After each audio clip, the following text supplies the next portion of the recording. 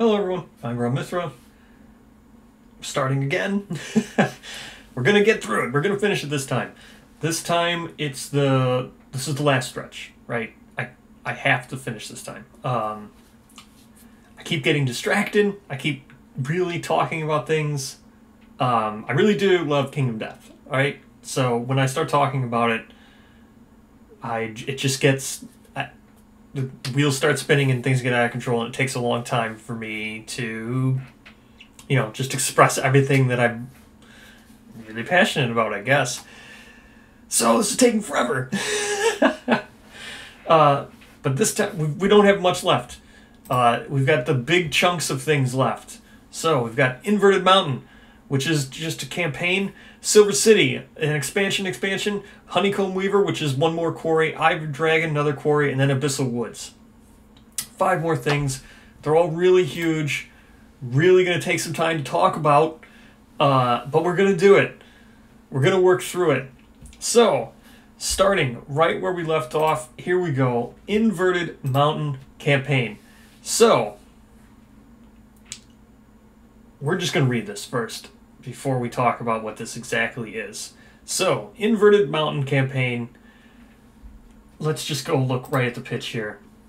The Inverted Mountain Campaign combines the Frogdog, Oblivion Mosquito, Pariah, Black Knight, Red Witches, Nightmare Ram, and the Gryphon. That is 7 of these Wave 4 expansions. This would be the 8th one. This is 8 expansions here. Right? Yeah. Frogdog, Oblivion Mosquito, Pariah, Black Knight, Red Witches, Nightmare Ram, Gryphon. That's 7. This would be the 8th Inverted Mountain Campaign. That is insane. The amount of things that are in this. It makes it into one baller, badass campaign. Complete with unique story events, innovation, gear, hunt events, which is awesome. The fact that this includes hunt events is the best thing in the entire world. Settlement events, and all the bells and whistles. Guide the people of the mountain, struggle with them to survive, climb the trust-rich Inverted Mountain, battle the man that sits alone atop it all. Content pinch.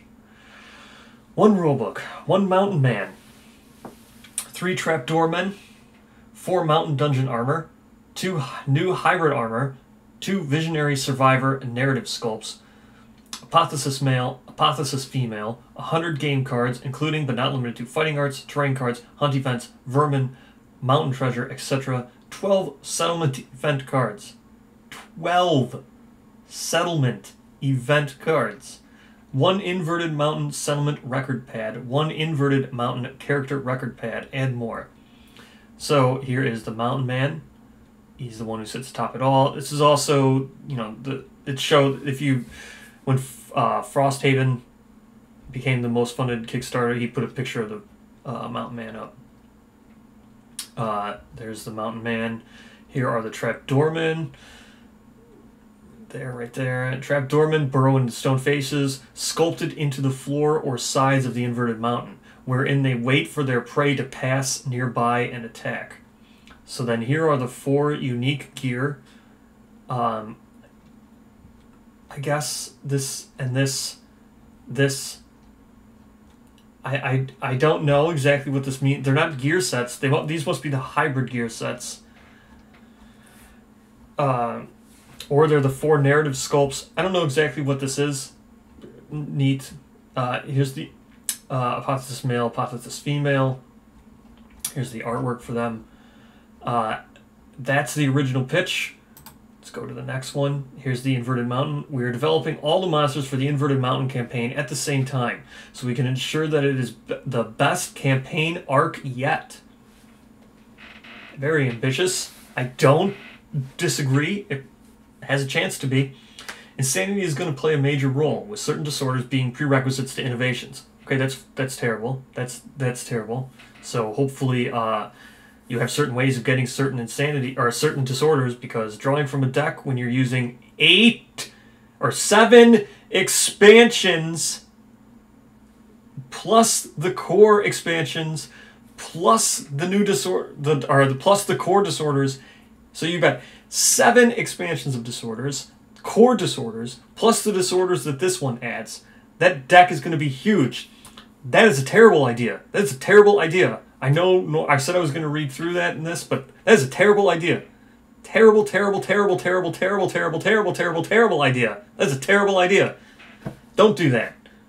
You need to make it some way, like the Flower Knight gives you one... No, the Flower Knight is an example of this.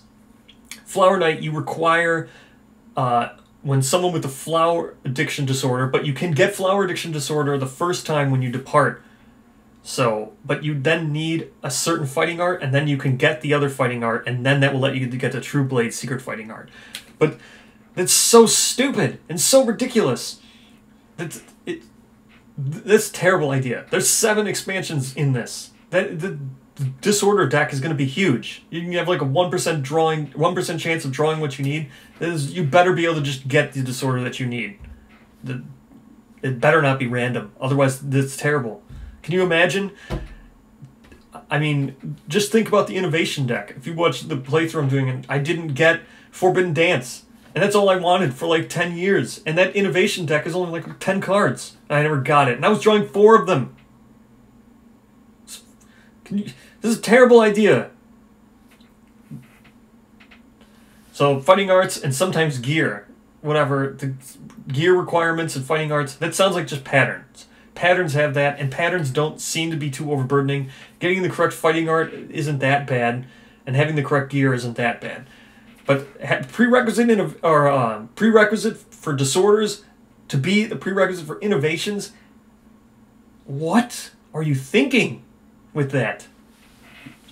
So Anna has been heading this up. Here are some words directly from her. The Inverted Mountain campaign tells the story of a new kind of settlement. Waking in the teeming swamp, this is why I think Frogdog prologue will be here. The survivors gaze up at a sickening light dawning over the summit of the inverted mountain that looms above. In this campaign, humans must do more than survive, they must ascend. The strange light bathes the settlement, meaning you will have a settlement, which I had an interesting opinion on this, but this makes it sound like you'll have an actual settlement, which I would hope it's like a caravan. Because if you're actually climbing up to the top of the mountain, and it takes 30 years to climb up to the top of the mountain, it would make sense that it's a caravan rather than a actual settlement that's in one location. Because why would you climb back down the top? Why would you go up, down, up, down, up, down, up, down, up, down, up, down, 30 years worth of crap? That's dumb. That's stupid. This should be a caravan. I hope it is. Filling the soggy survivors' minds with strange urges. Called by the ever-pressing compulsions to climb the mountain, the survivors will need to harness the hallucinatory swamp, brain-altering parasites, and freakish delusions to develop a civilization with a single-minded purpose of getting to the top of the mountain. The Inverted Mountain campaign uses monsters' massive rules to create a new settlement cycle. Innovations that reflect a different environment and survivor adaptations. New relationships between insanity, disorder, and new instincts for survivors to follow. And here's the Mountain Man video, whatever. There's the Pariah. This is just the original Pariah. And here's the hypothesis.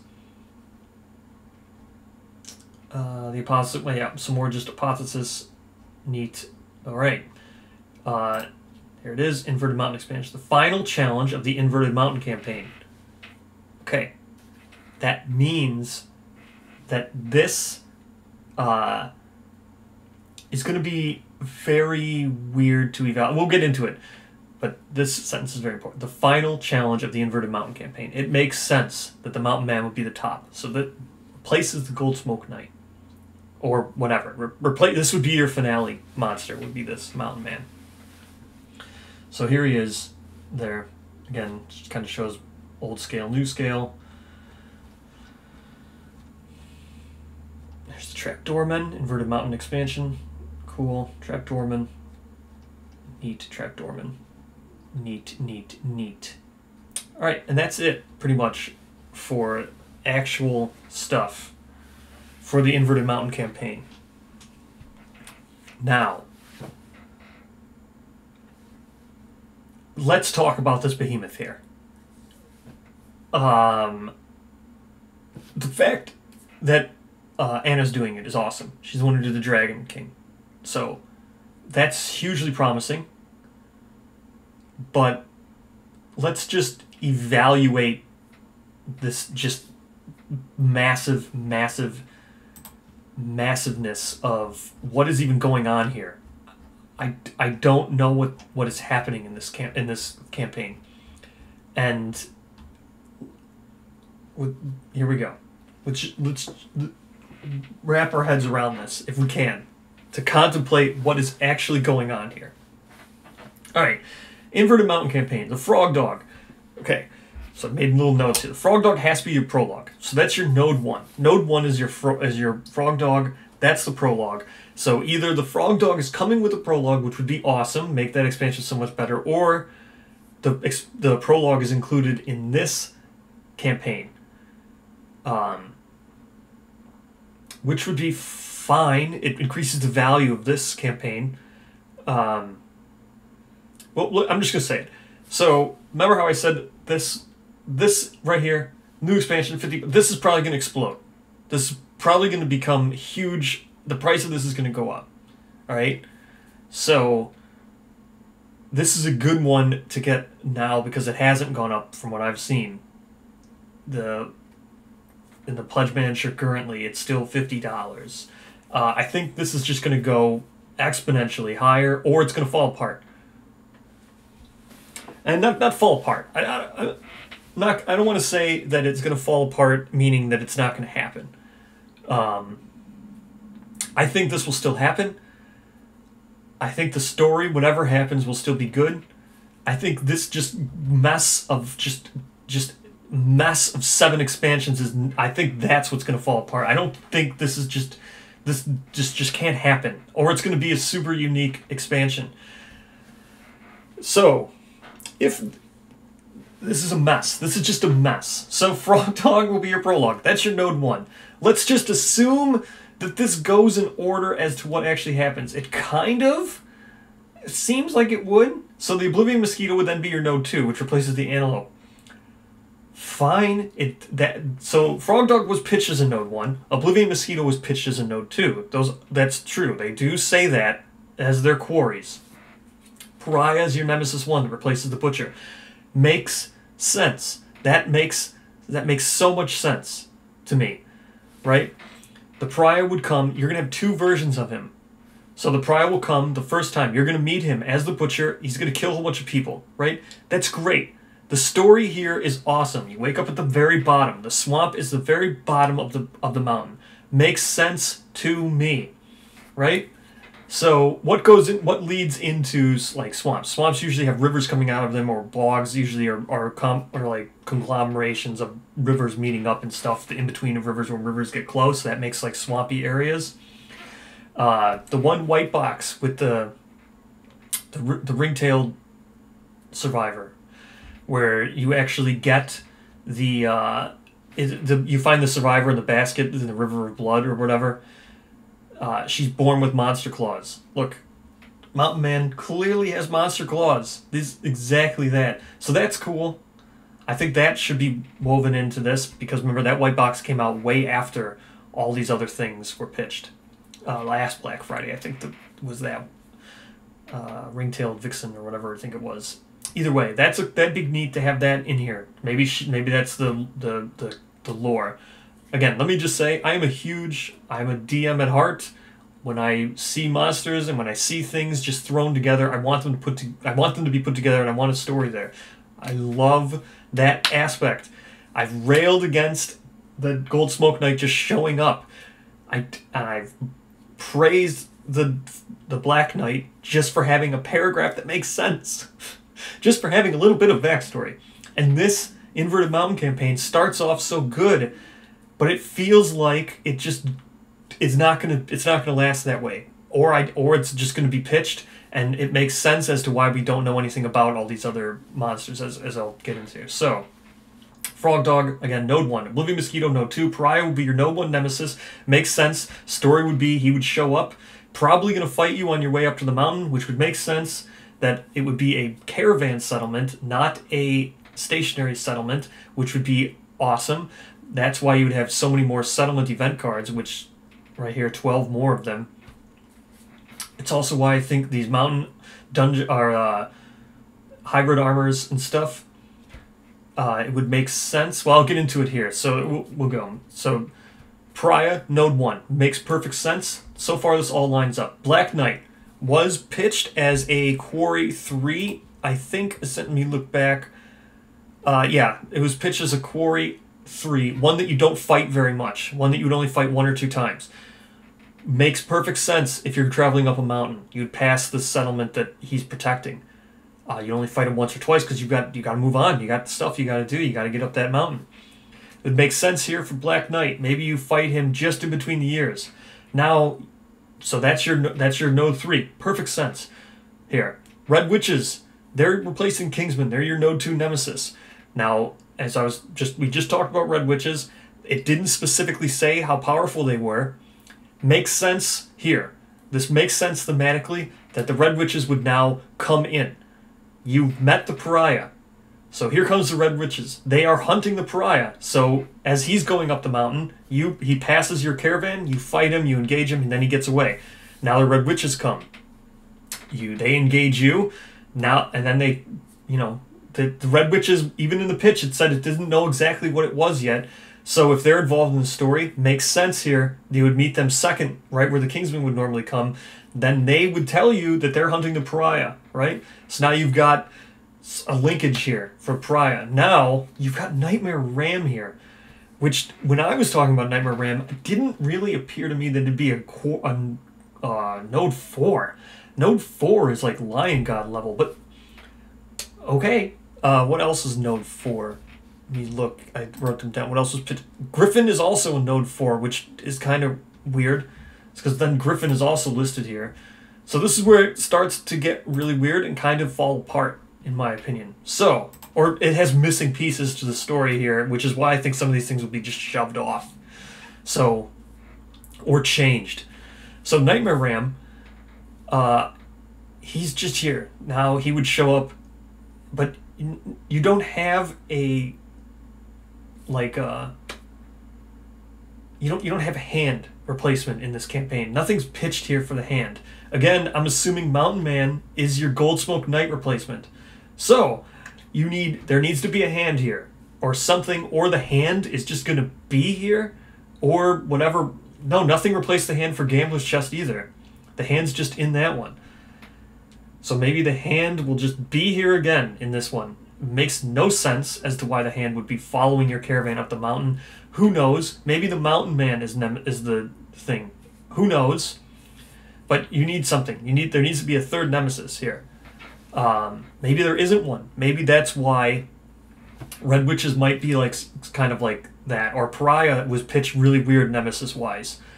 So it makes sense here. Still, I think it's still very good story here. Nightmare Ram, he replaces... well, it doesn't replace anything because there's currently no Node 4s anyway. Oh yeah, Lion God. No, Lion God's a Node 3 currently still. Who knows? Anyway, but Node 4 is supposed to be where the King is supposed to be, and that comes in Lantern Year 20, which is also like where the Gryphon would be, kind of. I don't know. Now you've got 2 Node 4s here, which is weird. So the Gryphon, we don't know anything about the Gryphon. Like we just talked about it, there's no information on the Gryphon besides for it's related to the Red Witches and the Black Knight, which also makes sense. But the Gryphon's supposed to also have a Peoples of the Nest campaign, which is super weird.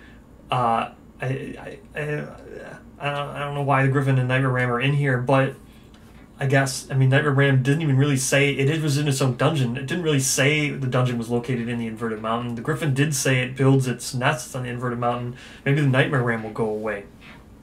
Who knows what's happening here, but this is where it gets weird. So, this also doesn't really say, or here's your encounter. The Trapdoormen are in your encounter. So, just like with the Bone, what are they? I forget what they were. The Bone Eaters. Bone Eaters in Gambler's Chest. The Trapdoormen are your encounter for this campaign. So that makes perfect sense, because it says they hide all up and down the mountain. So your core is either going to be the Mountain Man, or there's not going to be a Goldsmoke Knight here. Like, there isn't a finale. Maybe just the Mountain Man is just the core. And then once you reach the top, it just ends. If that's the case, that leads to 2 things. Either you're just going to get to the top of the mountain, defeat the mountain man, and then the Gold Smoke Knight's just going to climb up to the top of the mountain, come up and kill you.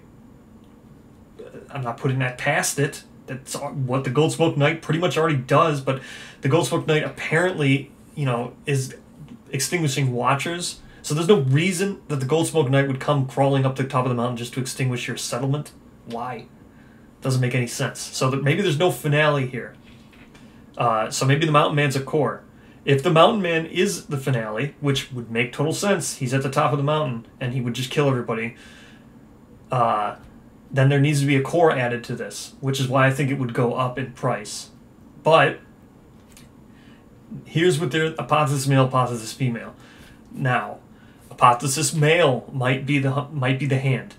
Maybe that's your hand, Nemesis Node 3, and then hypothesis female is your core. Maybe. Who knows?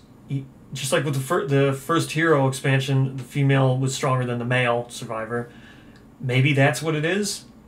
I don't know. Maybe, here's what I'm thinking. It would be, both of them could be your Node 3, much like the Dragon King expansion where you have the Tyrant where he's constantly interacting with the caravan. Maybe these are the people who are leading you up the mountain, these hypotheses. Maybe they're the ones who are taking you up. Maybe they're like, all right, guys, come on. They met you down in the pond, and they're luring you up for some nefarious reason.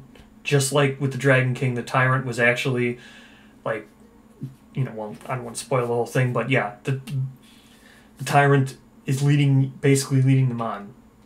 And, you know, hoping that they'll do his bidding, pretty much, exactly, for the story. Maybe that's what this will be, again. Maybe this is your hand, maybe this is your Nemesis 3. Same exact thing, just going to lead you on. Now, it also makes sense, if you're trying to climb up the mountain, why the Pariah would have that weird Nemesis thing where it stops you. You need to keep fighting him. Maybe he's bunkered out inside a cavern that you need to go through to ascend the mountain. It makes sense as to why he's now stopping you. Inverted Mountain Campaign, if the goal is to get to the top of the mountain, it makes sense that you would need to get through the Pariah. It would be like, dude, we just got to keep fighting him. We have to get through or we can't ascend. Makes sense. Makes sense why the Red Witches are here. All this makes sense. Except for the Nightmare Ram and the Gryphon. I mean, I get the Gryphon. I don't know. So the other theory would be, if the Mountain Man is the core, once you reach the top, the Gryphon just comes and decides to build a nest at the top of the mountain. Maybe the Mountain Man was keeping the Gryphon from building a nest. The Gryphon does say that it builds some kind of living nest that devours everything, so maybe the Gryphon's the finale. And it comes and builds a nest on top of the mountain. It just wipes out your caravan when you built your settlement up there.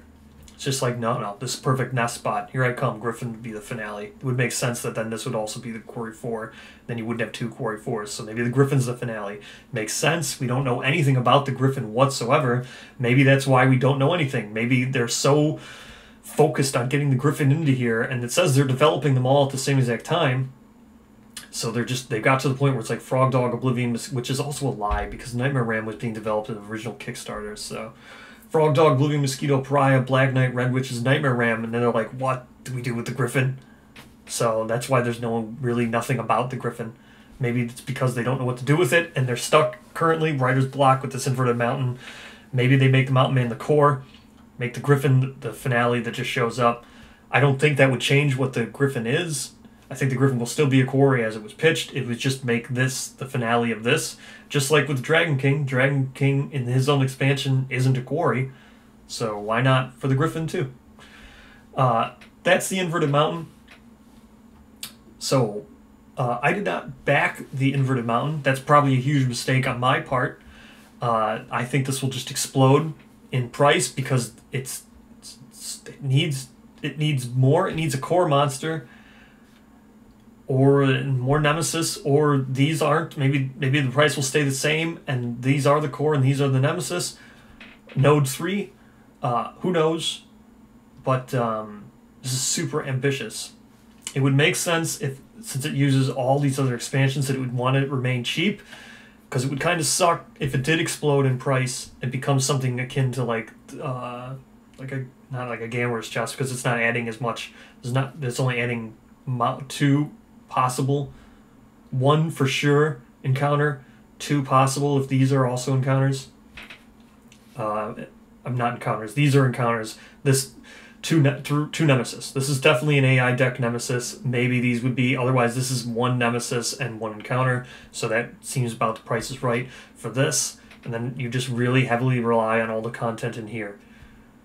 But I still think this is going to go up in price. I didn't back it, which is probably a mistake on my behalf. I should have definitely backed it when it was at 50. I'm not expecting any of these Wave 4 stuff to come out till at least 2023. So there's still time to get this. Inverted Mountain campaign, super ambitious.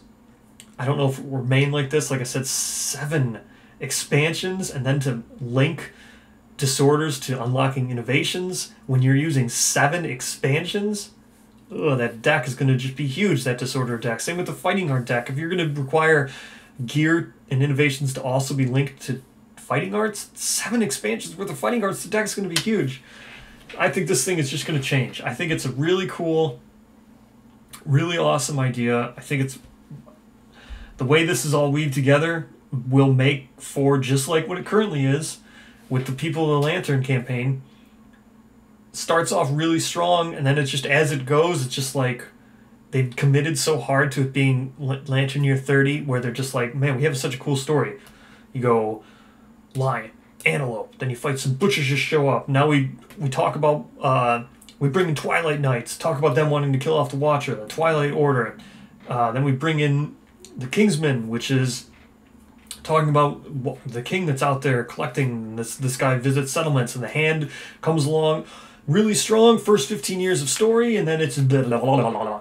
It's just like drag way longer than it needs to be. Seems like this is the same idea here. It's gonna be super strong first 15, 20 years, and if it really goes all 30, or not 20, it's 15 to what? 15 years, because that'd be the second time you fight the Pariahs, and that Butcher is 15. I think the Butcher level 2 would be 15.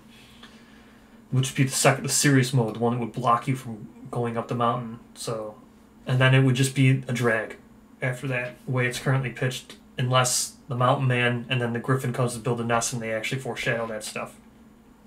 So, that's my opinion on the Inverted Mountain. I think it's going to be amazing. I just don't think this is what it's going to be, and I think a lot of this is going to change. That's why I think the price is going to go up. But let's... We've done Inverted Mountain. Let's go to the next one. Silver City expansion. Let me open up the stuff for that. So the Silver City expansion is, again, just like the last one we talked about with the Inverted Mountain. This is just another like campaign, kind of like, I don't know, this is an expansion is what they're calling it. So Silver City Lion God expansion. So this is a brand new expansion that expands a current expansion. Okay. So our first expansion. I can't think of a better way to kick of our Kickstarter here in 2017 lull. As we developed Lion God and started to explore its backstory, we all became a little obsessed with the sleeping city that was lurking below the battleground. What happened down there? What lives there now? And so we get to explore it together. Current pitch is that this expansion dramatically changes up your mid to late game, introducing itself at around year 12 or 13. Yeah, that's when the Lion God gets added. Okay, so if you want to skip to it, just put down the first hero. Sure. Instead of going out to hunt quarry normally, your settlement can make trips into the Silver City for a very different experience.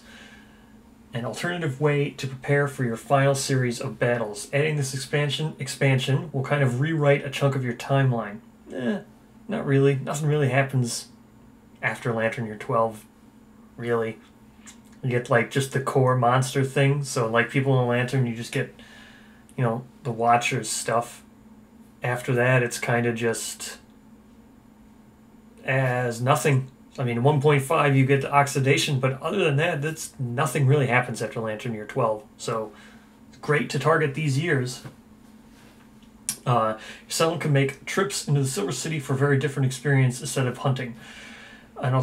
Your You will encounter bone-eating madmen as opposed to just the bone eaters.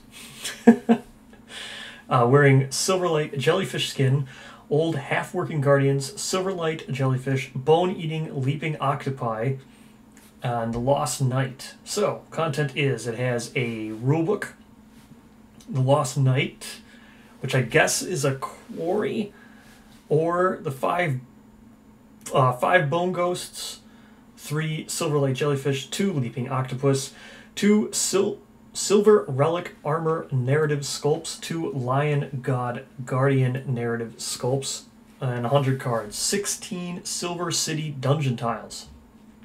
So this is the Lost Knight. It has a twilight sword. This is something. These are probably the jellyfish, more jellyfish, something, just octopi, more stuff. I don't know if these are the bone-eating madmen or if this is probably armor kits.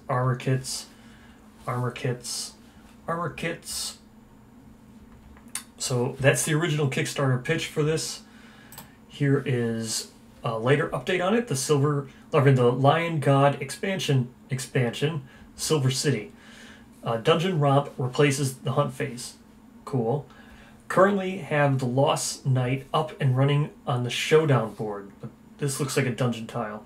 But we are going back and incorporating in its fight experience more into the dungeon delving element of the game. So this dungeon delving was supposed to replace the hunt originally pitched, but now it looks like it's going to qualify as the showdown. Or you just don't have a showdown. You just have a hunt, and if you fight this thing, then the hunt just ends. It's kind of like no hunt, it's all just showdown, or no showdown, it's all just this dungeon delving and hunting. I mean, these are the octopi. I mean, these are the jellyfish, octopus, maybe madmen. Who knows what all this stuff is. There's the dungeon tiles. Sure, dungeon tiles. I mean, this looks straight out of like Zelda 1 for the NES. You can see here, it says like Dungeon Room 6 is an R here, so it's not a basic resource, it's a room. Like normally basic, advanced, all that stuff. This just looks like room tiles. This looks very Warhammer Questy, where you built the room via a deck of cards, or built the dungeon via a deck of cards. So then let's go into, so this is being pitched as an expansion, right? But don't forget, this is a Wave 4 expansion, and there's Campaigns of Death, which is an expansion that expands all expansions. So, if they were playtesting this before they finished Campaigns of Death, does that mean it undoes the stuff that's in Campaigns of Death, or is Campaigns of Death, the stuff that gets added to Lion God and Campaigns of Death works differently here in this one? But we'll go look. So here's what was added, Campaigns of Death. Lion God has a God class AI deck, which features larger cards, each with their own unique piece of art. I really wanted our God level monsters to feel inherently different, and this is my solution.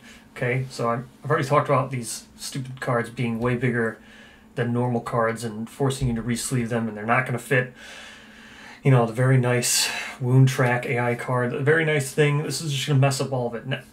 And remember, this is a God class AI deck, so what is that, Node 4? Are we just saying that all Node 4 is a Screaming God's not a God class, or Ivory Dragon? What's a God class AI deck? I don't know. So we are also adding a variety of links connecting the Lion God to the upcoming Lion God expansion, the Silver City. Huh. So let me get this straight. You originally pitched, so here's the original pitch for what the Lion God was, right?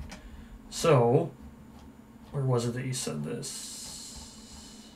While developing, as we developed the Lion God and started to explore its backstory, okay, we all became a little obsessed with the sleeping city that lies below it. So, you thought about stuff when you were playing with the Lion God. When you were thinking about it, you were designing the Lion God, and then you wanted to talk about the city that's below it.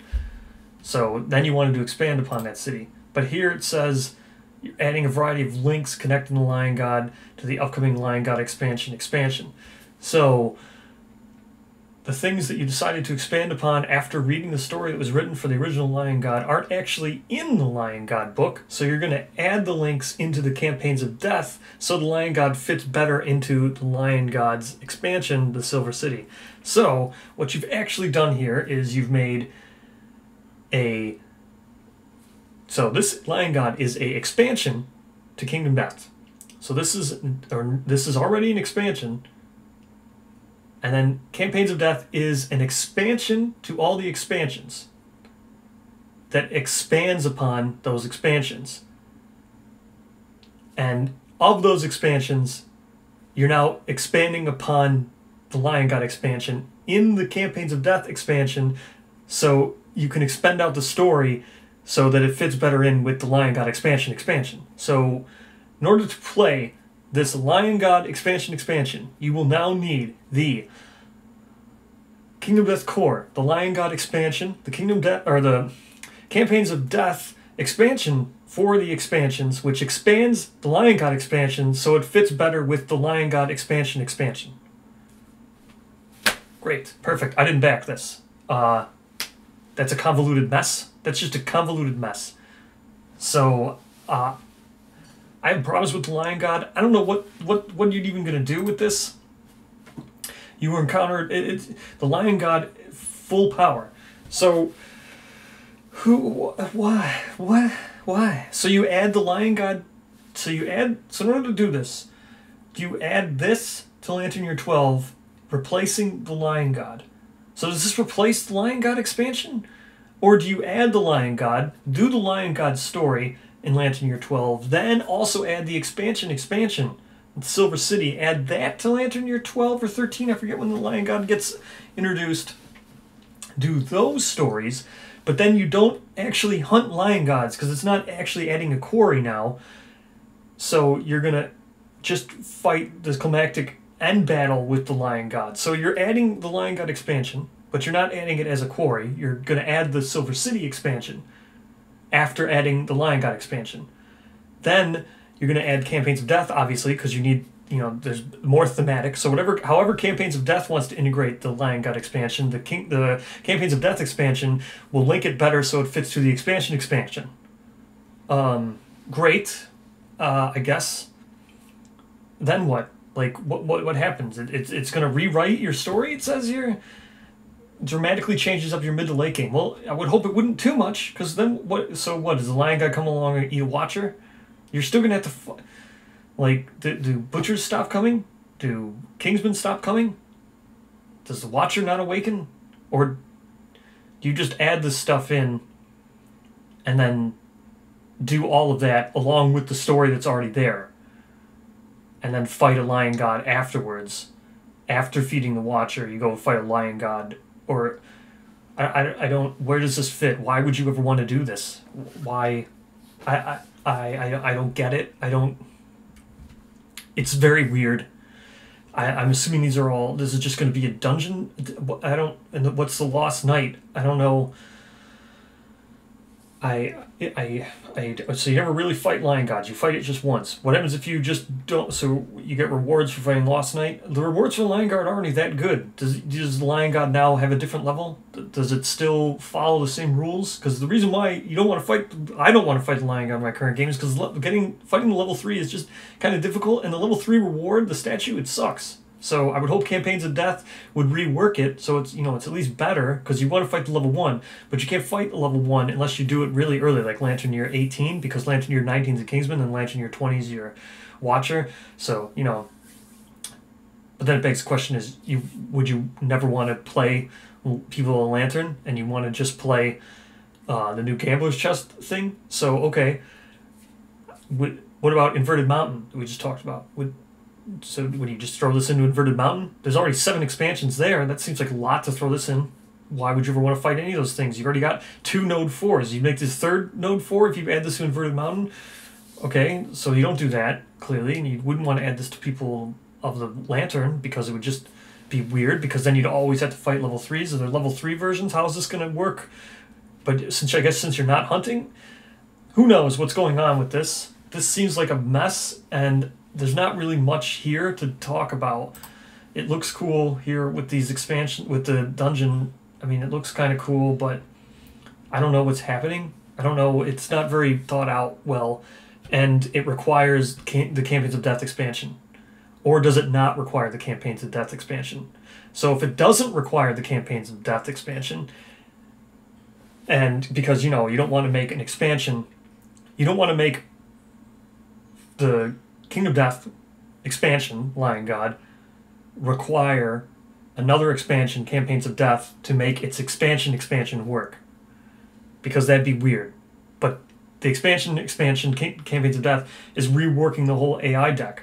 So does Silver City use the old Lion God's AI deck then? And you ignore the Campaigns of Death? Because it'd be kind of weird to then require 2 expansions upon your expansion to make the expansion for the expansion work. Stupid idea. This is a stupid idea, in my opinion. It's probably going to work better. Or, you know what? This should have just been in Campaigns of Death. Why isn't this just in Campaigns of Death? It's an expansion for one of the first expansions. That's literally what Campaigns of Death is. An expansion for the first expansions. Why is this a separate expansion? Just expand the expansions exactly like they pitch for Campaigns of Death. Just put this in it. You're just adding a little bit of stuff. I mean, it's obviously not a little bit of stuff, but I meant like in terms of what content is actually needed. If you do need that new AI deck for the Lion God, then you'll have to buy Campaigns of Death. This new awesome full-powered Lion God would obviously use its new God deck, right? Wouldn't that make sense? It's getting better in Campaign of Death. Or is this expansion just ultimately worse than what Campaigns of Death is going to be? So now you're buying an expansion, which is actually just worse than the other expansion? There's 2 expansions in that case then for Lion God. So you have this expansion, which makes you explore the city, or you have the other option of expanding the other expansion the other way and making the quarry itself better because Campaigns of Death expands upon what it originally was, whereas this expansion expands upon something new that didn't exist, that you're now linking to, that's coming from the Campaigns of Death story. So stupid. This is so stupid. I'm sure it will be fun, but it's not a good pitch. This is not something that I would understand why you'd want to pitch this. Why isn't included in Campaigns of Death? How it interacts with Campaigns of Death? It's not an expansion if you also require an expansion. It's then an expansion. Okay, what's next? I got that out of my way. I think this is going to be... So, you know, just to be fair, the Lantern Festival was canceled originally, and this one just seems like something that might just get canceled. I mean, I wouldn't miss it if it just got canceled. It wouldn't really hurt anything. And, you know, to be honest, like, think about... Sometimes he puts all his effort and all of his focus on certain things, and it turns out awesome. Take the first one, for example, like Dung Beetle Knight was awesome, and Gorm was awesome, but then at the same exact time, other expansions just got... Actually, like Dung Beetle Knight, just no care was given whatsoever to that. And this might just be one of those things where it's just like, oh, I pitched it, I better just do it. And it's just going to be a mess. So... here's one of those other Zombicide crossovers. Does it say what year this was? Classified as a Wanderer. Don't know. Next up is the Honeycomb Weaver expansion. So let's get into that one. Honeycomb Weaver. This is one of the few remaining actual quarries, but let's talk about it. So Honeycomb Weaver. This is a new expansion. There's the art. Sorry everyone, my brain is a bit of a mess, so this is going to be a bit crazy. The Honeycomb Weaver expansion comes with 2 forms. The 10-year version is a Node 1 monster that can be fought Lantern Year 1 of the campaign. The 100-year form is a Node 3 monster that provides a much more powerful set of armor and weapons. Very neat. The Honeycomb Weaver carefully creates amazing honeycomb sculptures and generally arranges them and gingerly arranges an assortment of corpses within it. The monster will try to keep your body intact as it makes use of all your precious death gases. After injecting you with its own bile gas kiss, it sees your open orifices with wax, turning you into an awesome, bloating sulfur honey corpse pot. Alright. After your body has finally exploded into sulfur honey, the weaver carefully collects the substance, organizing it within the honeycomb structure. Then it hollows out your skull, seals it with wax, and puts exactly one nightmare bee egg, name pending, into it. This, of course, is then neatly arranged within its little structure. The honeycomb weaver are very fussy monsters, okay? The weavers are dangerous, you don't say. Capable of skull-shattering whip-hammer headbutts and long-legged rib-shattering kicks. Alas, they only resort to such terrible violence when they are threatened, as they prefer to keep your body intact for sulfur honey and baby bee making. The nightmare bees are their main way of taking out prey. Their precious single sting will instantly kill a man or a woman. It's not even a fantastic dramatic death. You kind of just fall over dead. It's a bummer. Avoid them if you can, provided you don't get covered in attack pheromones. Okay, so the content pitch is you get one honeycomb weaver node 3 quarry, one honeycomb weaver node 1 quarry, 2 large nightmare bees, 2 steel wax armor miniatures, 2 rawhide wax hybrid armor miniatures, 80 game cards, set of multi-event cards, 60 gear cards, and more. So the artwork.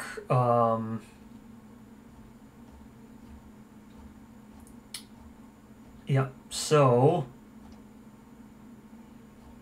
apparently there's a rawhide wax hybrid armor. So there's the pinup. Okay. So, yeah, probably was a cut in there just because of the artwork. Probably gonna have to cut some of that out. So let's look at the next one. Here's the honeycomb monster, or honeycomb weaver.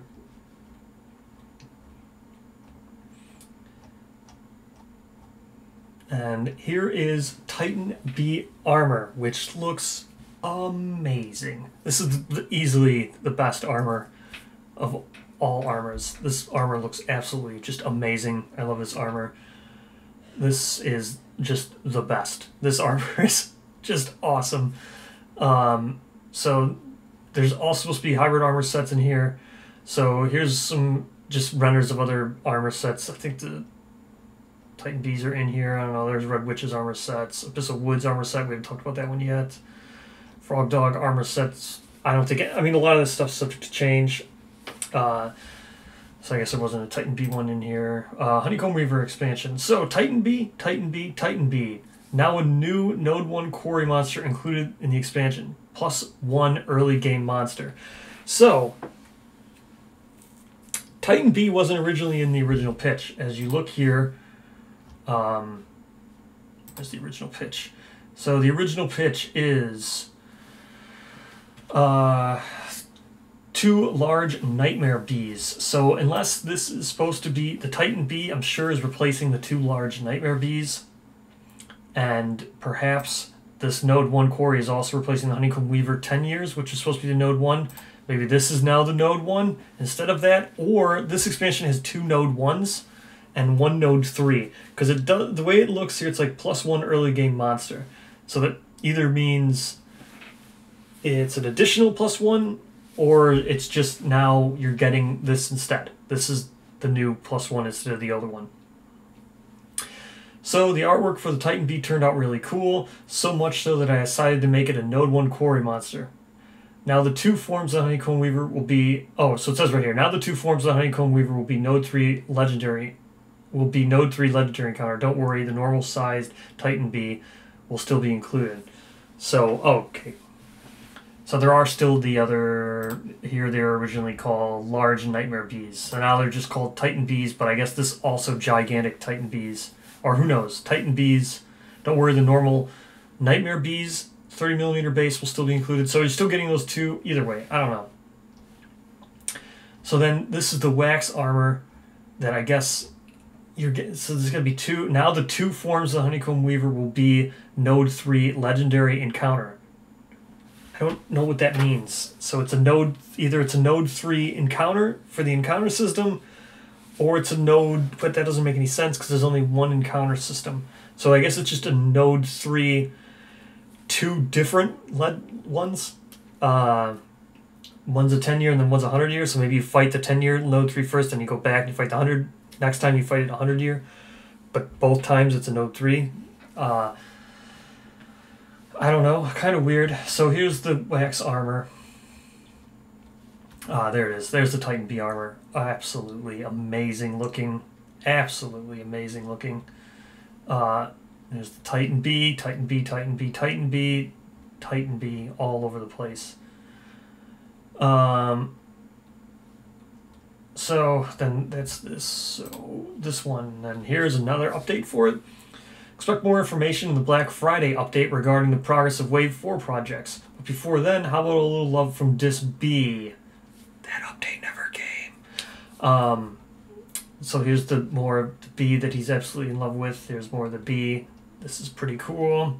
There's some great paint jobs out there now that you can see, like in the Lantern Rain stuff. I know like Soshi has been doing it, and there's been a lot of people who are known for Kingdom Death painting that got these in some Instagram or Twitter reward. So that's Titan B. Looks awesome. You know what? Just Pathfinder's Death, because I can't remember. I think I said that there's a way. So in addition to these being considered wanderers, there's also in the original pitch something that you might be able to use all four of them for their own campaign, where they went through and fought nemesises, like fought Hand and Kingsman and stuff, in a quick like little grindhouse kind of like short 5-year thing where you use these fours as survivors. So I think I forgot to mention that. So this is the Honeycomb. So that's the Honeycomb Weaver Quarry expansion. Looks to be awesome. Looks to be absolutely amazing. This seems to be one of the expansions that he's decided he's going to go full in on effort, because he loves that Titan B. Hopefully that translates into it being a good expansion. I don't believe the Honeycomb Weaver is any part of another one of those crazy campaigns.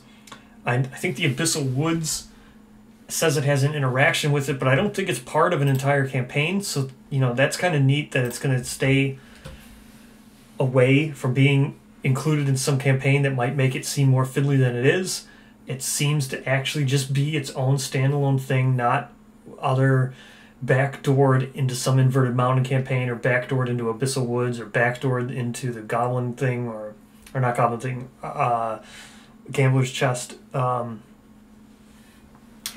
any of that stuff. Looks just be its own, which is great. Makes the value of it go up, in my opinion. So the Honeycomb Weaver, I did get this one, mostly because the B's armor looked awesome, and the B looks awesome. How could you not? I agree with him 100%. I share his enthusiasm for this B. It's amazing. It really is. It does look really cool, and this expansion does look really neat. A Node 1 and a Node 3, plus hybrid armor sets. Supposed to be rawhide wax hybrid armor, steel wax armor. Awesome. That's awesome. And then I would hope that the steel wax. So I'm thinking the rawhide wax hybrid must be the B armor. But either way, awesome. I think this was gonna be great. So. This is one of those ones that might not need to be used in Advanced Kingdom Death either. I think every quarry should be using the Scout system, the Philosophy system, Pattern system. They all should be using that moving forward. There should be no reason why you're going back to no strains, no... Just like what we currently have now, there's no reason why. Because you've made it a point to release Campaigns of Death and Gambler's Chest before you even release any of this stuff. So that's indicating that you feel that needs to be out first. It needs to be finished. You've said that you need to finish, so everything gels with it moving forward. So to release any of these Wave 4 expansions without at least thinking about the Gambler's Chest is going to be a huge disservice. And again, I've stressed that I don't agree with that, but at the same time, it wasn't my choice to delay it. You know what I mean? I can disagree with the process of making people need to buy the Gambler's Chest because it's the new staple going forward, but just because of how expensive it is. I would have cut back on what's included, like the king and stuff. I wouldn't have included so much actual game. I just would have included all the systems, so people could have just bought the systems and then like kind of upgraded their game, and then having the God Hand and all those things, that could have been like an inverted mountain or something. That could have been a separate expansion. Therefore, you don't force people to buy all that stuff. If you're going to force all those systems moving forward. If Advanced Kingdom Death is really what's moving forward, and all these Wave 4s do that, I can disagree with the choice to force a purchase of Advanced Kingdom Death, and still agree with the fact that if Advanced Kingdom Death comes out first, then Wave 4 should incorporate it. I agree with that. So it would be disappointing if Wave 4 doesn't include it, because then it's just like, why will we wait? Why did you delay everything for so long? What was the point of that? Like, really, seriously, what was the point of that? If Advanced Kingdom Death is not a staple moving forward, then release it last. And say it's like a warm-up to the next Kickstarter, to your ring-tailed expansion that you, or owl, plushing owl, or whatever that you've been constantly teasing. So it's the practice of the Gambler's Chest that I don't like, where it forces people to buy such an expensive thing, basically another core game. But I can agree that it should come out first, since all the Wave 4 expansions will now be Advanced Kingdom Death. So, with that said, I think this should have all those things. I think this will be an amazing one. I think this one will be awesome and amazing. So, that is the Honeycomb Weaver expansion. Yes, Honeycomb Weaver expansion. So, let's scroll down. We'll see what's next. Oh wait, here actually, pinned Pathfinders. For kind of, make your own, so, where does it say that?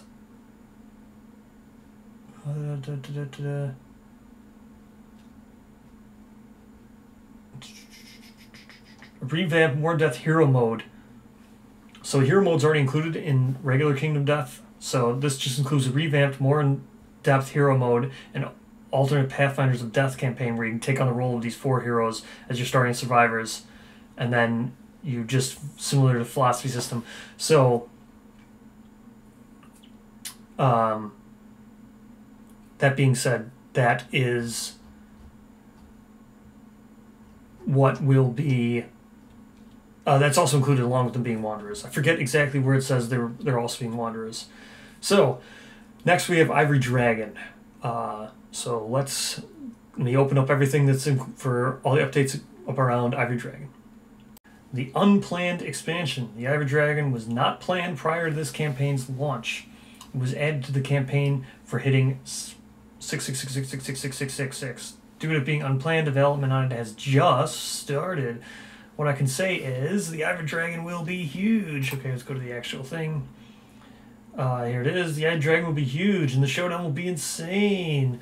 Oh, and this is Katie's Satan's final form, if that wasn't clear. This is going to be a rulebook, Ivory Dragon miniature, a Gate Guardian, 2 white Ivory Dragon armor miniatures, 2 hybrid Gate Guardian lantern miniatures, 2 gold smoke knight armor miniatures, 80 cards, silent event cards, stuff he hasn't even thought of, and more. It's a Node 5.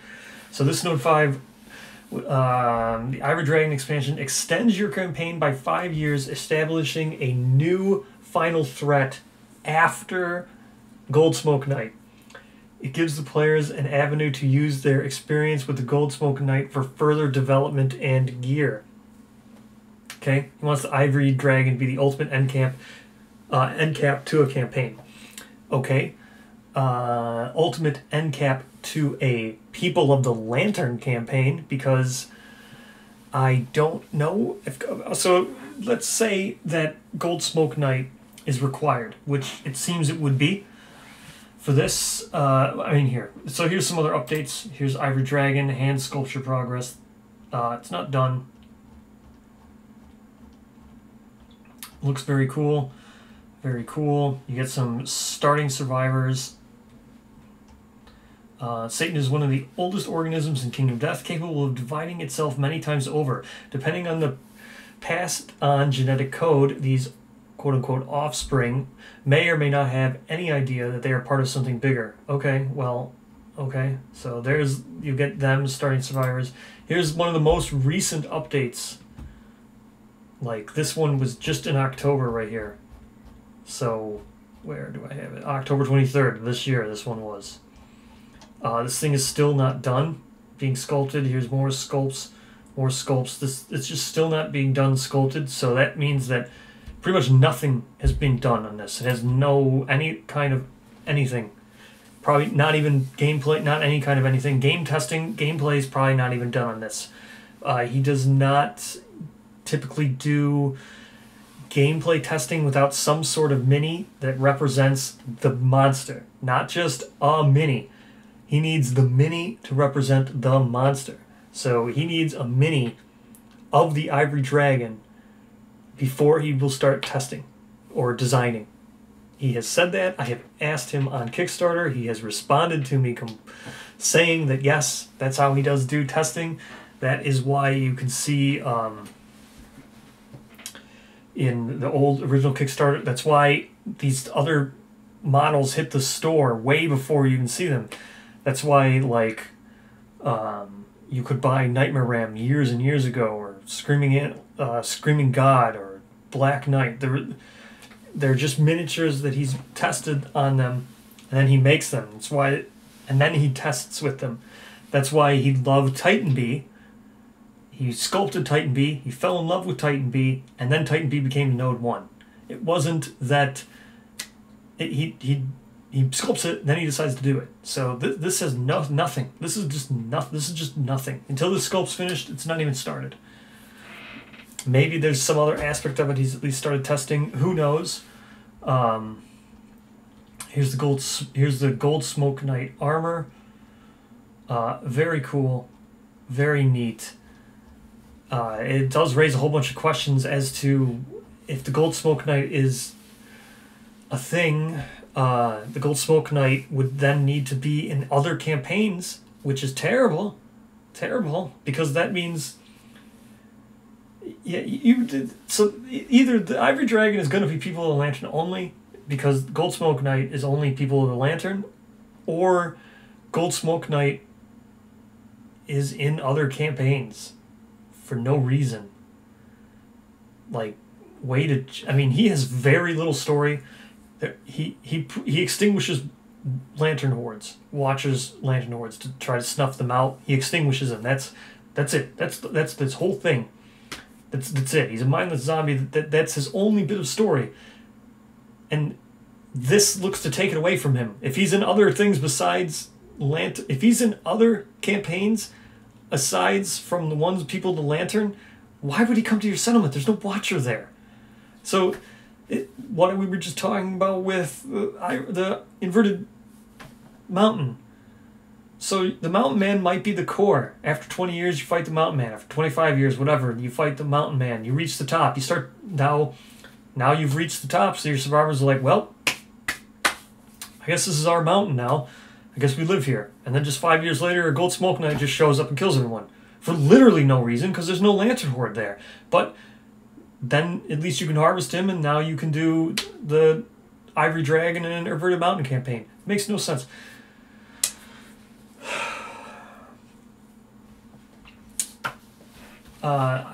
So either the Ivory Dragon has his own campaign, maybe he does, but it says he wants to be the ultimate end camp to a campaign. But that would mean the Gold Smoke Knight would be the ultimate finale for every single one, if this doesn't include its own campaign. Who knows? So I did not get this. This will definitely be more than $100. That size of this is just crazy. This is the size of regular Survivors. Look at the Survivors here. This is just crazy. It's just so crazy. Like, I think this is right here is like the size of the Dragon King. So look at like this, and then this thing's gonna be on it. This thing is absolutely crazy. Look at the size of this thing. It's gonna be crazy. So I would fully expect that this would be more than $100. So you should definitely back it because you'll be saving money if you actually want it, which is fine. I just don't know. There's nothing that would lend me to think that this looks cool because there's nothing about it. It's literally just his pitch, and his pitch is the Ivory Dragon will be huge, and the showdown will be insane, and this is Satan's final form. This is awesome. That's his pitch. That's literally it, and I don't know. That's literally it. That's his pitch. Then it comes with Gold Smoke Knight stuff. You can fight Gold Smoke Knights and harvest them and do stuff. I would assume only people with Lantern, though. Otherwise, literally, the very small fraction of a small little thing that Gold Smoke Knights holds on to, that drives them, that gives them any sort of story besides just something that shows up and kills you, this will take it away, and then he will literally just be a thing that shows up and kills, a thing that just shows up and dies, and then you make armor out of it.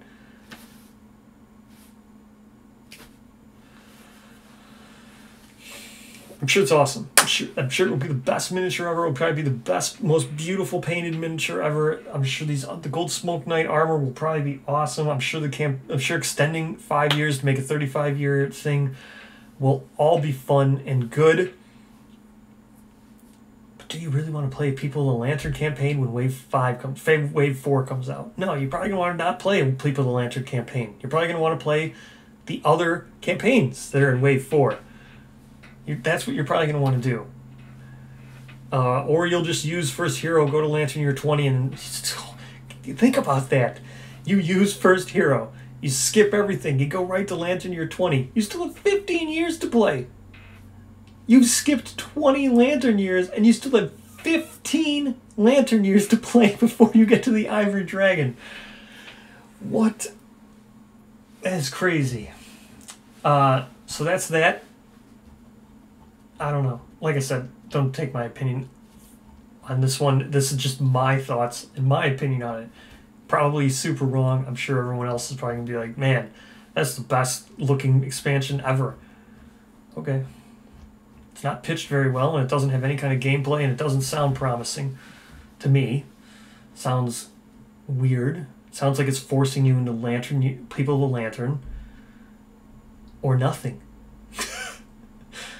I don't know where it's just a Node 5. Okay. Cool. Is that the Gate Guardian? He's the quarry? Cool. What's next? Abyssal Woods. I think Abyssal Woods is the last thing we have to talk about. Alright, let me open up everything for Abyssal Woods.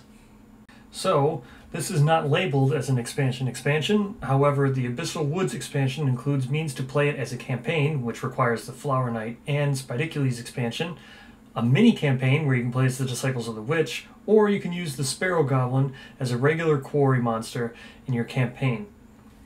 Okay, here we go. Let's check out the actual update where it was introduced. Death Chicken expansion, Sparrow King expansion, Sparrow Goblin expansion, Dragon Goblin expansion, Abyssal Woods expansion. Okay. There it is. Pretty neat sculpt, that's for sure. There's next to the Dragon King. So it's about the same size. Looks like it's going to be an absolute just nightmare to put together. But yeah, it can't be any worse than the Lonely Tree or Spidicules. Breaking rules and sharing internal lore. Ooh, okay. Normally he would never do this. Normally he would never tell you the story behind stuff because he's got such an intricate story you wouldn't comprehend. Yeah. So here, the unintended mess that I share with artisan developers that will be cleaned up, polished more, then prinkled through the expansion. If you would rather find out by playing, avoid all the following, because it's spoilery. I don't think this is spoilery at all. It barely makes any sense if you ask me, but here we go. I mean, it does make sense, but not really. There is a single entity with the name Goblin in Kingdom Death. It is near timeless evil that stirs great fear into other gods and entities. Its exact nature is unknown, but the legends and secret stories that surround it are all filled by nothing but chaos and violence. It is a terrible creature that defies even the nightmarish but balanced nature that is Kingdom Death. The Sparrow King is a physical god and one of the least powerful of many great entities that claim domain over the lands. It is a creature of majesty, or of majestic beauty, that wasn't bound to a single point of land, thus a mobile power that has no original home, that will always be just its own. Wherever it would roam, rich soil and life would soon follow. Because of its lack of its own domain, however, it came into constant conflict with other entities, and it began to fear for its continued existence. It meet its brutal end at the hands of the god-devouring goblin. Simply another terrible story added to the goblin's collective lore. However, that was not the truth of what happened. The truth is that the Sparrow King still lives. It never met the goblin and thus was never killed by it. Instead, the king gambled with an ambitious lie and fabricated its own demise, using its hundreds of sparrow children to whisper the false tale into the sleeping ears of survivors and minor entities, thus spreading its deceit. The king being the Sparrow King, not the king, the king. Now dead to the world, the king, again the Sparrow King, not the king, carefully and secretly put the next stage of its gamble into action. It began to assemble pieces of what would be the greatest costume in all the lands. Garments made from the finest of spider silk, ornate steel armor forged in the depths of the Holy Lands, and finalita, great mask from the jawbones of 10,000 humans that died with the perfect flavor of fear in their mouth. The mask of the goblin. And so the Sparrow King was reborn into the world as the goblin. An ambitious lie and well-calculated risk to ensure its own survival. Its gamble being that the goblin does not really exist and is really a lie that runs far deeper than its own. However, what the Sparrow King fears the most is not being exposed, or finally expiring, or needing to flee and survive in another way. But the goblin is real and will one day find and punish him for taking its name. For taking someone's name is the most grave insult of all Kingdom Death. Spoilers end. Okay. What I can gather from that is that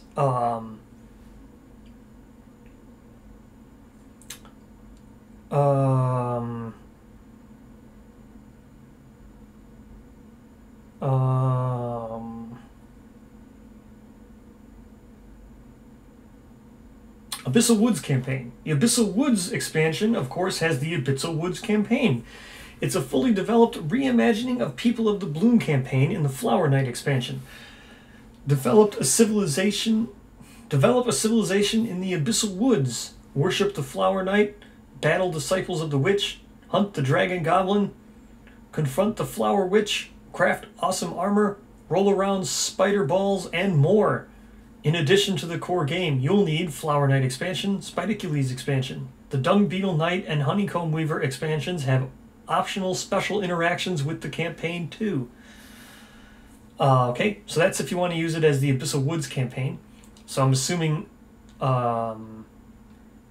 in this campaign version, you would, what it appears here is you would worship the Flower Knight, so you don't hunt him like you do, or maybe you can't hunt him, but you would battle Disciples of the Witch and hunt the Dragon Goblin, which is not the Sparrow King, because the Sparrow King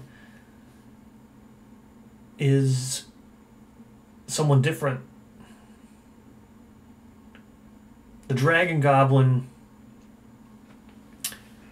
is just a dragon that looks like the Sparrow King, I guess, but is also faking the name Goblin, because no one else would want to be... There's only one thing that's called a goblin, and that's the Goblin. And the Sparrow King is imitating the Goblin, because the Sparrow King has a goblin mask.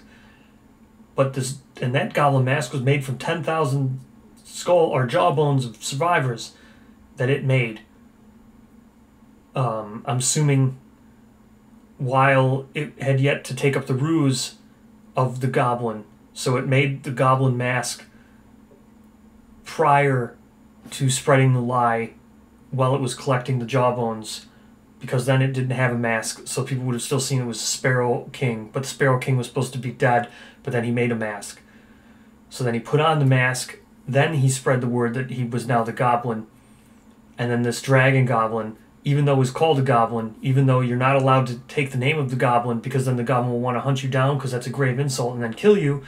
So this Dragon Goblin has the name Goblin, but it's not the Sparrow King, it's another Dragon Goblin with the stolen name Goblin that is also doing a ruse, just not as good of a ruse as the Sparrow King apparently is doing. Or he's forgetting that it is actually the Sparrow King, which was pretending to be the Goblin, and now he's calling it the Dragon Goblin, because he forgot what he called it a paragraph above. Yep. That's what I gather out of it, right? I don't know how to make any sense of this. There is a single entity with the name Goblin in Kingdom Death, but the Sparrow King is a physical god. Yep, so the Sparrow King is the one who's pretending to be the Goblin. I don't know who the Dragon Goblin is, but you've hunted in the Abyssal Woods campaign, so I guess it's just a different thing, just, you know, so you can use... Also, he says the Sparrow King, right? The Sparrow King is a physical god, so wherever it walks, it made rich, it would roam... Wherever it would roam, rich soil and life would soon follow. But that's only the Abyssal Woods that's like that. So it must never really leave the Abyssal Woods. That's why the Abyssal Woods is kind of like a forest. Everywhere else is not a forest. Everywhere else is just plains or desolate deserts, mountains with cesspools. Nothing else is like a forest. So it must just sit in the forest. Even though it says here that the Sparrow King never stayed, it wasn't bound to a single point of land, but it was a mobile power. So how come the whole world isn't covered in... Oh, you know what? Yeah, he's a great story writer. That's why he would never share this with anybody.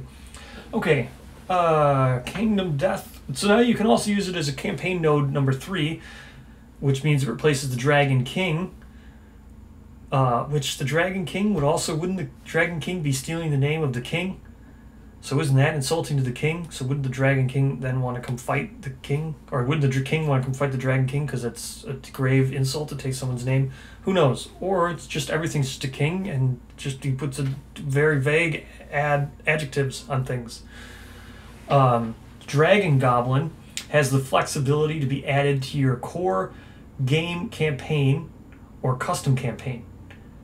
So this thing is also a node 3, which is cool. Oh, it's also a node 5, too. So going for the full crazy here, included in the rulebook is a level 4 legendary version of the Dragon Goblin. This can be used as a node 5 monster to extend the game's timeline, placing itself after the Gold Smoke Knight. So, I guess that this would also, again, only be People of the Lantern, right? Because you couldn't do a custom... Could you do the node 5 in the Abyssal Woods campaign? No, because the the Gold Smoke Knight wouldn't come here, so you couldn't use it as Node 5. And then if you have the Ivory Dragon expansion, you can totally use the Gold Smoke Knight armor for your final showdown with the legendary Dragon Goblin. Who is the Dragon Goblin? Did you mean Sparrow King? Or is the Sparrow King reborn in the world as the Dragon Goblin, not as the Goblin?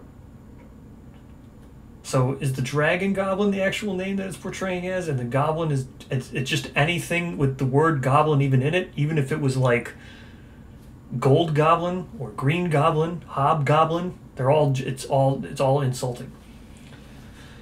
Okay, there's also a short Disciple campaign. Play as the Disciples of the Witch, trying to maintain the Sacred Grove in a short 3 to 5 Lantern Year campaign. It also has new encounter monsters. Also included are awesome Forest Lotus monsters that will attack you while you're hunting / exploring the Abyssal Woods. So, this includes a 50-page rulebook. It includes the Dragon Goblin, which is the Dragon Goblin, not to be confused with the Sparrow King, because it's not the Sparrow King.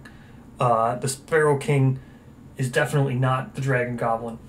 So, how would you... Or, the Sparrow King is actually the Dragon Goblin, and it has such a good, like, ruse that you're hunting it. You're fighting multiple Dragon Goblins somehow, even though there's only one Sparrow King. I don't know. Who knows? 5 Disciples of the Witch miniatures, 1 Flower Witch, 2 Blossom Armor, 2 Blossom Witch, 4 People of the Bloom Starting Survivors, 3 Awesome Lotus Encounter Monsters, 2 Hybrid Luna Armor Narrative Sculptures, 1 Luna Encounter Monster, 1 Dragon Sparrow Human Form. Oh, wait, Dragon Sparrow. Does this mean 1 Sparrow King human form? I just don't understand any of this. I just don't understand any of this. 3 settlement locations, 5 settlement events, 120 cards, 75 gear cards, and more. Screw it! I'm adding the Spiral Knight Nemesis too. This one is one of our biggest expansions yet. Yeah. Then there's a whole bunch of pictures. Yep. These are cool. These were already released once before. I'm guessing that this is the Luna, or I don't know. This is definitely the Spiral Knight. Maybe this is Luna. Yep, these are the disciples that were already released once before. They're cool. Very neat. This is the Bloom Armor. Very cool. Yeah, full bloom. Okay, fighting-wise, the Abyssal has 1 Dragon Goblin Large Quarry. Legendary and boss version of said Dragon Goblin. Human form Nemesis monster, so just a tyrant. It's just a tyrant. I think he was just like, I'll just remake the Dragon King. Everyone likes the Dragon King, but he forgot that he was calling it the Sparrow monster, so he's just accidentally now calling it Dragon Goblin. And this is just Tyrant, so he doesn't want to just obviously give it away that he's just obviously replicating the Dragon expansion. So it's just going to be human form Nemesis monster. Could literally be anything. It's the most vague name ever. Human form Nemesis monster. Lotus Encounter Monster. Luna Encounter Monster. Spiral Knight Quarry? Wait, but wait. Depending on your campaign, the Spiral Knight might also be a quarry. Or a Nemesis monster. But then the Flower Witch Nemesis or boss. What's a boss? Is that Gold Smoke Knight? Or is that the Watcher? What's a boss? Disciples of the Witch Nemesis. It's nuts. It sure is nuts. Let's go ahead and look at some of this stuff. Teamwork Masterpiece for the dragon. This is the hard plastic dragon. This thing looks absolutely amazing. Absolutely amazing. It does really look like it's going to be a pain to put together, but this thing looks absolutely amazing. That is awesome. That is just absolutely awesome. I like this. The Dragon King had like a kind of weird, the base where it had like its hands, you have to put them down, and then that was all that was touching the base. And then I like this much better, where it's actually something it's gripping. to, you know, make it more stable on the base. The sprue just looks, so many sprues, eight sprues I think it said. Okay, let's go to the next one, and the ever so charming Spiral Knight. So here's what the Spiral Knight looks like. Very cool looking. That is so cool. It's like a snail like thing. So cool. So very cool. I like the Spiral Knight. I will happily continue to share progress on Wave 4 over the next year. However, my initial 100% and sole work purpose in life will be to finish bringing out the best of Wave 3 and getting it out the door and into production and onto a boat and into a package and then into your home or dusty Kingdom Death Shrine, because I've made you wait too long and I'm sorry, but I got to do it right. Things that have honestly taken some time away from the Kickstarter project. It's been a long wait, and everyone excited towards that excitement. I do very sincerely apologize. What? It's been a long wait. I know everyone is excited, and towards that excitement, I do very sincerely apologize. My workflow often has explosive productivity followed by a long gestation period wherein I work on something else and let earlier progress sit. Often returning to it with fresh eyes allows me to really pinpoint weak points and wrap things up. That explains how so much stuff gets overlooked. So he's been working on a 2D game, and Owl Monster. Worked on a cool owl monster, a part of the one-day Ringtail Fox campaign. I know I should have focused on the Kickstarter projects, but couldn't help myself. Pretty much that's just like... Development has paused for the time being. Just because, whatever. Here you go. Cool. Worked on the 1/8 scale sculpture. No idea when or if we'll ever get to release it, but you know, whatever. Just like when I built all that Dwarven Forge for the Black Knight, you know. Who cares, right? Who cares? Just whatever. Hey, I'm also doing a resin casting lab. Our master mold maker and resin crafter is retiring. However, instead of simply packing up shop, they have decided to pass the torch of knowledge onto us. It's an honor, and I am more than flattered. Maybe a bit flabbergasted too, and we have been training, yes, even me, to preserve the art form so we can carry on the legacy of casting by hand. Sorry, I'm under agreement with our mentor and master mold maker wherein I cannot share any photos at this time. Okay, sure. Another surprisingly time-consuming project has been expanding our office space. Currently, we all work pretty much crushed elbow to elbow in a single space. And, over what has seemed like an absurd amount of time, we managed to secure the bottom floor of the space next to us, and we are finally expanding. Cool. I bet that will make it so you can get, like, pick things when people buy them off the shop and stuff, so you can pick things, get them sent out. You won't have any more mistakes. You got a bigger office. Oh, wait, tons of mistakes still. Going to have my own office where I can close my door. Can you imagine it? No, it's probably bad. It's probably why things are taking so long. Getting death is my impossible dream that somehow with a lot of support and patience from fans and from a tremendous amount of work came true. It's given me the opportunity to take something, blah, blah, blah, blah, blah. Okay, so then he said he's going to do the king after that, so that was it. That's it. That's pretty much all the weight and everything. All right, just checking notes. Yeah, there's nothing else. We covered everything. The only last thing, stone-based inserts. These have been upgraded. They look a lot better than this now. These are very well worth it. Wasn't a chance for me to add them during Black Friday, which I could have. And this, our plastic board has gone up to $200 since the original pitch. Still amazing. I did not get this one either. I just don't feel I need it. I think it's amazing. It's probably well worth, maybe, I don't know, probably well worth. It's got LEDs in it and stuff, so it's probably well worth the $200 still, even unpainted. And that's it. That's everything here. So, we've gone through. We've done it. We've made it all the way through.